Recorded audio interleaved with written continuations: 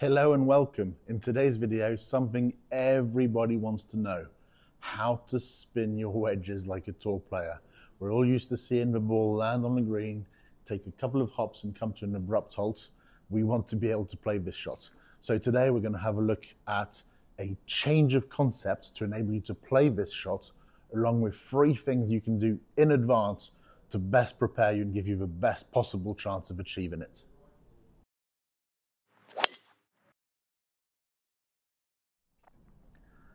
Let's start with the change of concept. A player who wants to spin the ball, typically what I see them do is go to their golf bag and grab their most lofted club. Sometimes a 60 degree, sometimes even more. You do see manufacturers nowadays sell clubs with even more loft, like up to 64. In reality, when you watch the best players play their pitch shots, you'll notice they launch the ball and flight the ball much lower than you probably imagined. Now, why does the typical player grab their most lofted club? Because of the erroneous belief that what you're trying to do to get spin on the golf ball is to get the ball to launch as high as possible with as much loft as possible, and that's going to create the spin. In reality, it's very true that the ball in those cases can stop very quickly on the green, but it's purely because of the trajectory, because of the parabolic up and down, the steep landing angle. It's not because of the actual spin imparted on the ball. And when you watch the best players with a, say, driver in hand, you'll notice they have all kinds of different launch conditions, spin-wise, dynamic launch-wise.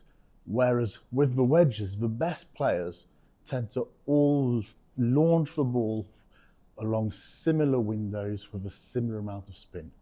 So what you need to understand here, first of all, the concept. You need to launch the ball what is very low compared to what you're envisaging in your mind. And you need to understand why this occurs, and that's because of a concept called spin loft on TrackMan. So what is spin loft? So the direction of travel of your club-headed impact. So let's say it's downwards like this, and then the position your club face is pointing, your dynamic loft like this, and the difference between the two forms a wedge, forms an angle. Now this angle with a driver would be much smaller. It has less spin. As you get to the more lofted clubs, tack angle goes down, loft goes up. It's the biggest angle, it's the most spin. But there is a point of diminishing returns. When this angle reaches approximately 55 degrees, that is when the amount of spin imparted is actually going to diminish, which is why it's really counterproductive to grab something like a 60, 64 degree wedge when you're trying to maximize spin. So in the example at 64 degree wedge, if you return 64 degrees at impact and you're hitting down a typical amount, say 5 degrees, that would be a spin loft of nearly 70 degrees, and there would be very little spin on that shot. So as a typical player, one of the difficulties golfers have is to really lean the shaft forwards. And that's how the best players in the world can grab a 60 degree and still get the right amount of spin loft, because they are getting the handle much more forwards than the typical player when using that club. So I recommend to you to grab something more along the lines of a 55 degree club.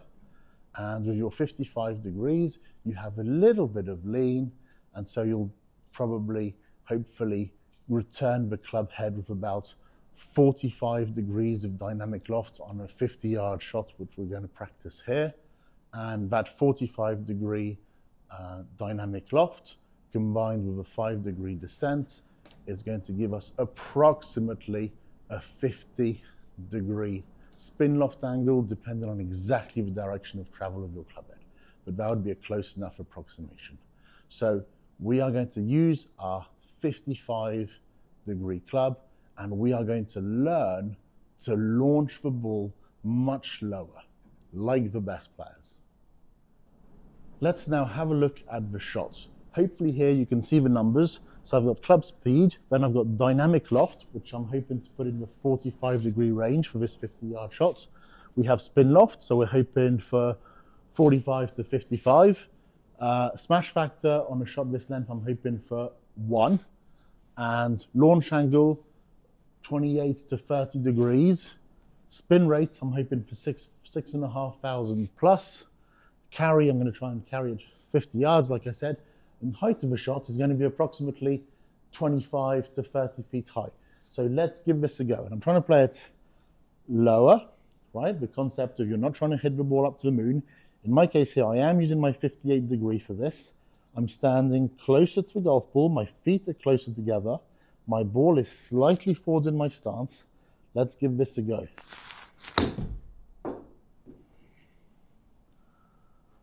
So if we have a look at the numbers here, my dynamic loft was 43, so very close to what I said. Spin loft 48.7, a smash of 0.94, launched under 30 degrees, spin rate 7,000, and bear in mind this is just the club I've grabbed from a bag here in the studio. It's pretty old and the face is not in a great state. Carried 47 at a height of 25 feet. So you're trying to play this shot. If I do this from face on, you're going to have a relatively narrow stance. I would say a couple of club heads between your heels. You're standing a little closer to the ball. Your ball is just forward the middle. Weight is 60-40 forwards in that vicinity. Handle slightly forwards, club face just a little bit open at setup. And you're playing your shot from there. Now, 3 things you have to have in order to maximize spin that aren't related to your technique or how you play the shot. Number 1, quite simply, you need a premium wedge. So if you have your golf set and with your irons came a pitching wedge, a sand wedge, a lob wedge, I don't mean those, I mean a premium wedge. So for example, if you're naming brands, if we think of a Titleist company, they have Vokey wedges. And any equivalents from another brand will do the same thing, but make sure it's a premium wedge. The second thing you need is a premium golf ball. You're just never going to spin one of the balls that isn't a urethane covered ball nearly as much as any of the others. So again, just to give you an indication, name-wise, you could think the TP5, you could think the Z-Star, you could think the Pro V range balls. And in the past, there undoubtedly used to be a compromise between the spinniest balls and those that went the furthest. Nowadays, with these premium balls, we absolutely have the best of both worlds. They go the furthest, they spin the most, and you need to use one of those if you want to maximize your spin. Lastly, you need to be on the fairway. If you're playing from the rough and there's any kind of interference, any kind of matter that gets stuck between the golf ball and the club face as you make contact with the ball, that will significantly reduce the amount of spin. Likewise, if you're playing in the morning and it's a little bit dewy, there's a little bit of wetness, that will reduce your spin. So you need to have premium wedges, a premium ball, and a really good lie on the short grass. Here in the studio, even better, I get a false sense of security. I get very, very little matter, obviously, between the ball and the club face. I get plenty of grip. Great scenario to give yourself the best amount of spin. Thank you very much for watching the video. Hope this has been a useful tip for you, and if you have any questions, please don't hesitate to put them down in comments below. If you liked the video, please don't forget to like and subscribe, and that way you won't miss any of my future tips. If you'd like to work with me in person or online, worldwide, wherever you are, please do so using the Skillist app. I look forward to seeing you soon. Cheers.